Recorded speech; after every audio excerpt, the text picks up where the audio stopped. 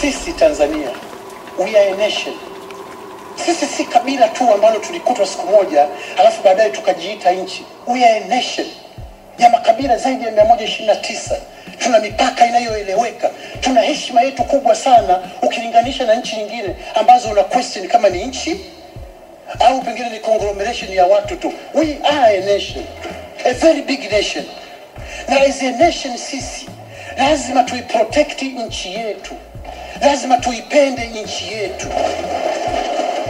Patriotism ndugu zangu ina demandi wewe utaifa wako kuilinda nchi yako. Utaifa ni uchungu wa nchi yako. Kila binadamu ana siri za nchi, ziwe nzuri zisiwe nzuri.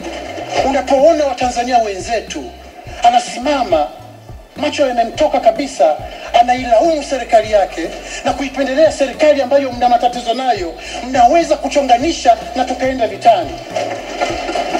Mimi ningeomba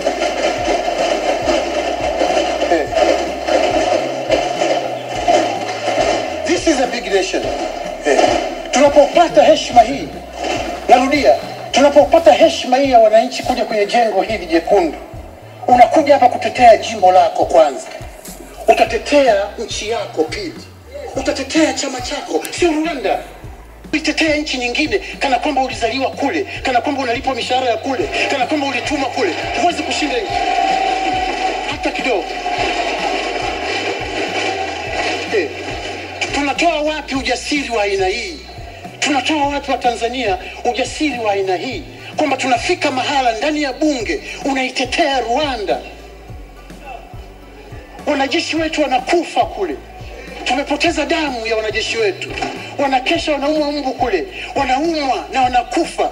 Leo unasimama, unalaumu yote haya na unasema vitu vinavyoendelea DRC Congo si Wanyarwanda, ni M23 wale si Wanyarwanda. Uhitaji kusoma wala kuwa mbunge kuelewa. Narudia, uhitaji kusoma wala kuwa mbunge kuelewa. Muungano mashuhuri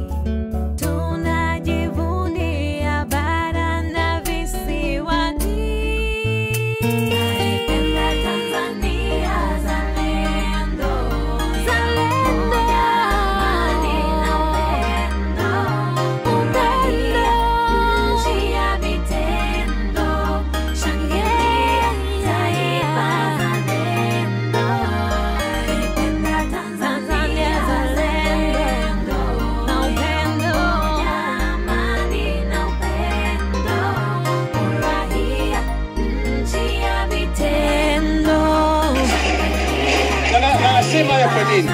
Nasema sisi ni viongozi jamani. Uongozi wa nchi utatoka huu. Hatuwezi kuzungumza maneno ya vyaka wala ya uchonganishi. Kesho ni sisi.